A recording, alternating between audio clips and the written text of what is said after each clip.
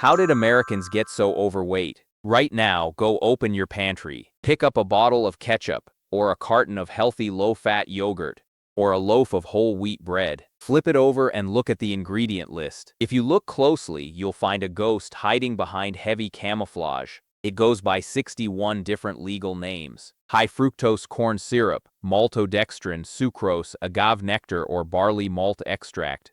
But they all share one common, highly destructive name: sugar. Look at historical street footage of America from the 1950s. It's hard to find anyone who is severely overweight. People wore tailored clothes and ran freely on the beaches. But today, over 70% of American adults are overweight or obese. Walk down the street in any Midwestern city, and you will see people physically struggling under the weight of their own bodies.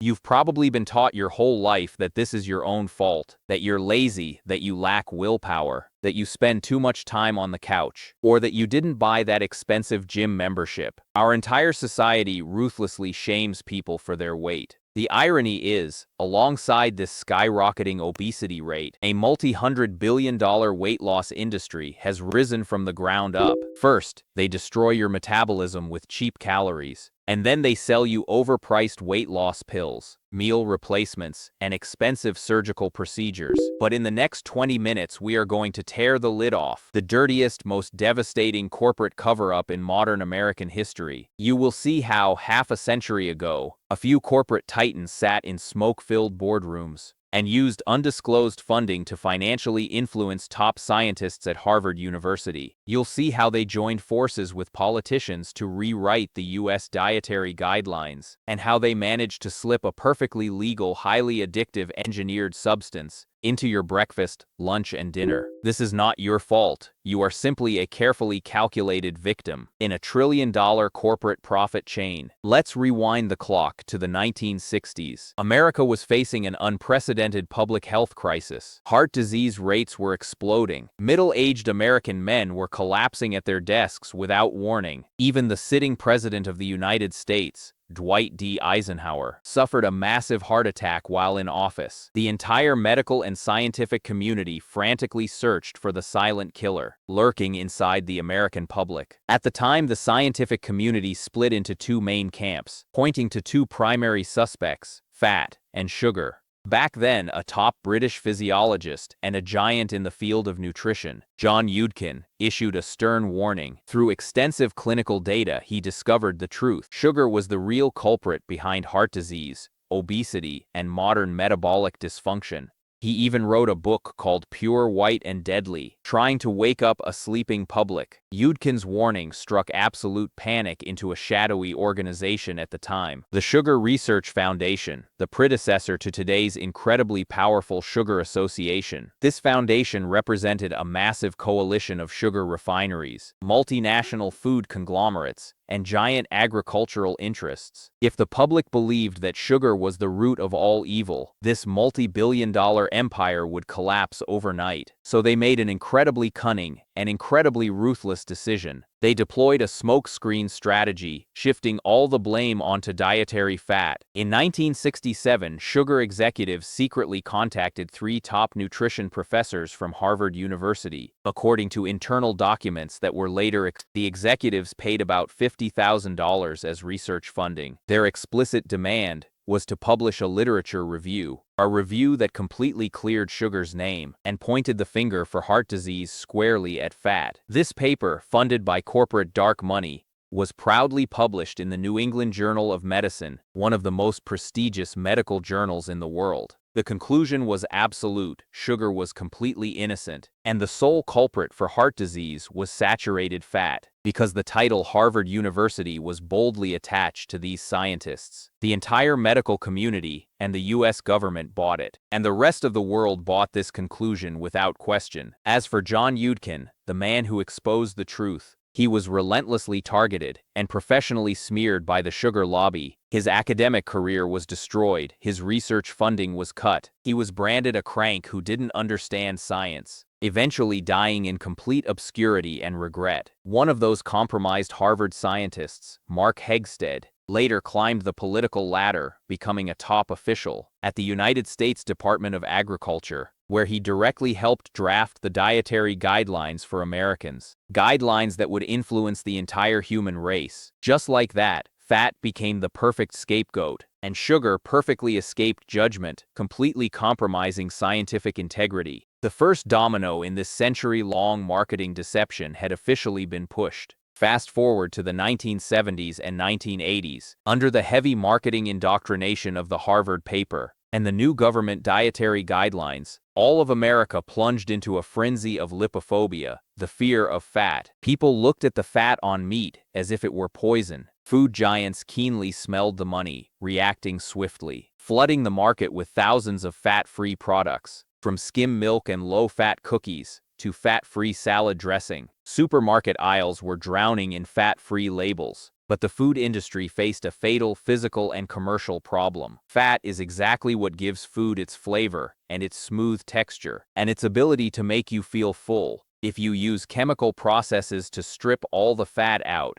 it tastes like dry cardboard, hard to swallow, and completely flavorless. Absolutely no one would buy that industrial garbage. The food companies needed to find an unbelievably cheap substitute, perfectly soluble and highly habit-forming, to make up for the terrible taste caused by the missing fat. They found the perfect engineered weapon, high fructose corn syrup. In the 1970s, the U.S. Secretary of Agriculture Earl Boots decided to combat domestic food inflation by pouring massive government subsidies into American corn farming. Corn production went into massive surplus. Soon, scientists perfected a cheap method to convert this excess corn into a thick, intensely sweet high fructose syrup. Thanks to U.S. taxpayer subsidies, the cost of this liquid syrup was ridiculously low, almost as cheap as water. It was sweeter than traditional cane sugar and more shelf-stable. And because it was a liquid, it could be effortlessly injected into literally any processed food. And so, the food giants launched a massive hidden sugar movement. They slapped giant 100% healthy, low-fat, whole-grain labels right on the front of the packaging, while secretly pumping insane amounts of high-fructose corn syrup into your yogurt, your bread, your ketchup, and your cereal, and even baby food marketed as nutritious. Let's look at the data. During the exact same period that low-fat diets were promoted by the government, and all of America was trying desperately to avoid oils and fats, American waistlines began to spiral out of control. We were indeed eating less fat, but our intake of hidden sugars skyrocketed by hundreds of times. The obesity epidemic had officially been triggered. If you think they shoved sugar into all our food just for flavor, you are drastically underestimating them. They weren't just altering your taste buds, they were directly hacking your brain. Welcome to the highest classified secret in modern food engineering. They call it the Bliss Point. Food giants hired the world's top mathematicians, neuroscientists, and psychologists, spending millions of dollars on live trials and data analysis. They discovered that when it comes to sugar, more isn't always better. But when the concentration of sugar and the ratio of salt and the texture of fat are combined at one incredibly precise golden ratio, it maximizes the stimulation of the human brain's reward circuitry. This precise calculation causes dopamine in your brain to erupt like a shock wave, while cleverly bypassing sensory-specific satiety, the feeling of something being too sweet or making you sick of eating it.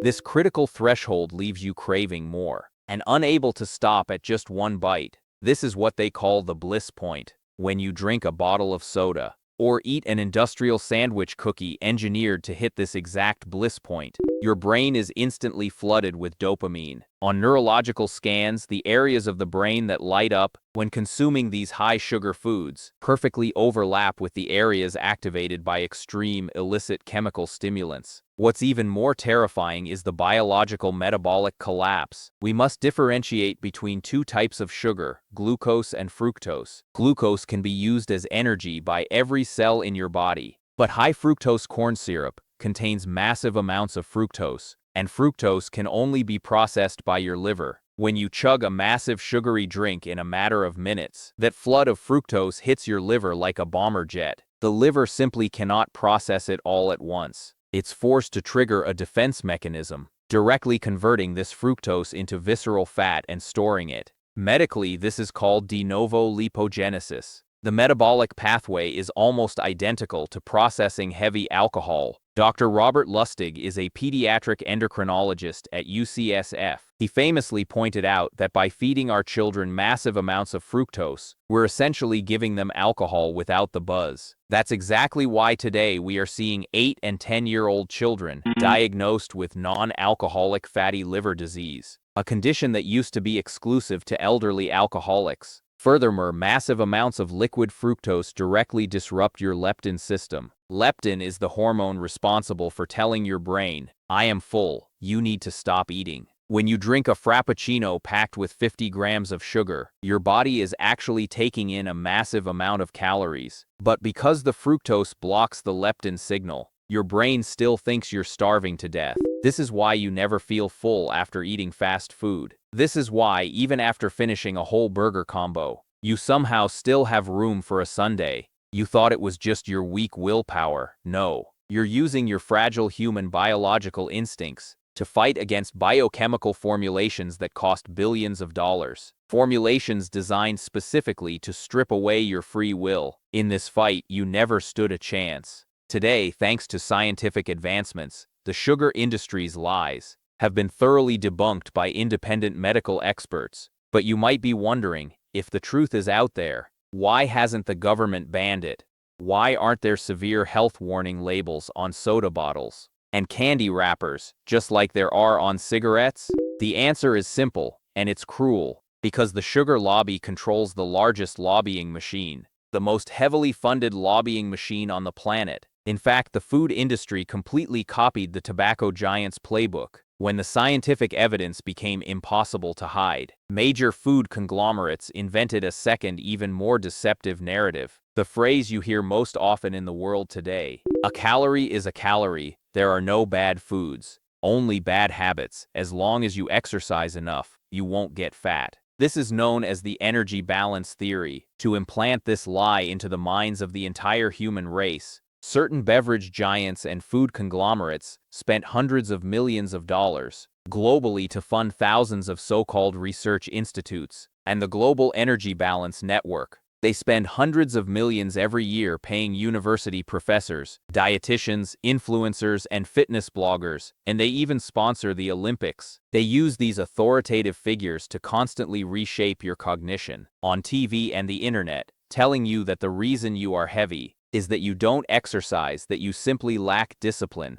and it has absolutely nothing to do with drinking a sugary soda every day. But this is a complete biological lie and a malicious distortion of the laws of thermodynamics. 100 calories of natural broccoli and 100 calories of high fructose corn syrup trigger vastly different biochemical reactions once they enter your body. Broccoli is rich in fiber, metabolizes slowly, and it doesn't cause a blood sugar spike. High fructose corn syrup doesn't just provide empty calories, it triggers severe insulin resistance, commands your body to convert all energy into visceral fat. It severs your feeling of fullness and ignites systemic, chronic cellular inflammation. By sponsoring sports events and manipulating science, food giants perfectly shifted the responsibility of maintaining health onto the laziness and lack of exercise of individual consumers. They perfectly covered up the fact that they are selling highly addictive industrial formulations to the general public. They let you run on a treadmill until your knees give out, but they conveniently leave out the fact that just one bottle of their sports drink can undo your entire day's sweat. Half a century of concealment and trillions of dollars in profit have come at the cost of generations suffering from skyrocketing rates of type 2 diabetes and heart disease, Alzheimer's, and various metabolic dysfunctions. This is the truth about the modern food industry, a massive corporate matrix built on extreme greed, engineered science, and habit-forming chemical additives. Inside this matrix, politicians get campaign funding, scientists get research grants, and the medical system gets an endless stream of chronically ill patients. And food giants celebrate their next quarterly earnings report. The only ones paying the price are you and your family, with your health, your lifespan, and your dignity. They don't care if you fall into depression because of your weight. They don't care if you suffer irreversible physical damage from diabetes complications. They only care if you paid for that $5 sugary combo meal today. But now, you've seen the truth behind the curtain. You are no longer a lab rat kept in the dark. Once you know the secret behind the magic trick, the magic no longer works. Next time you're pushing a cart down the supermarket aisle and find yourself drawn to those beautifully packaged boxes, printed with natural, organic, low-fat, stop. Flip the box over and look directly at the first 3 items, right there on the ingredient list. If it hides high fructose corn syrup, sucrose, or fruit juice concentrate, or any of those 61 names, put it back on the shelf. That's the invisible collar they use to control you. The first step to breaking out of this marketing matrix is reclaiming your right to know and letting more people know the truth. If at the moment you're watching this video, you suddenly realize that your dependence on sugar is not your fault, but rather that you're the victim of systemic profiteering, hit that subscribe button right now and turn on notifications. On this channel, we'll continue to deconstruct the world's most dangerous commercial packaging, using hardcore scientific logic to provide you a moat for modern survival. Tell me in the comment section below. Go check your fridge right now. Which item that you ate today did you always think was incredibly healthy, but turned out to be an imposter loaded with massive amounts of hidden sugar? Was it that whole wheat bread that shocked you, or the oat milk you drink every morning? Keep your mind sharp, refuse to be corporate fed, and take back control of your body. See you in the next video.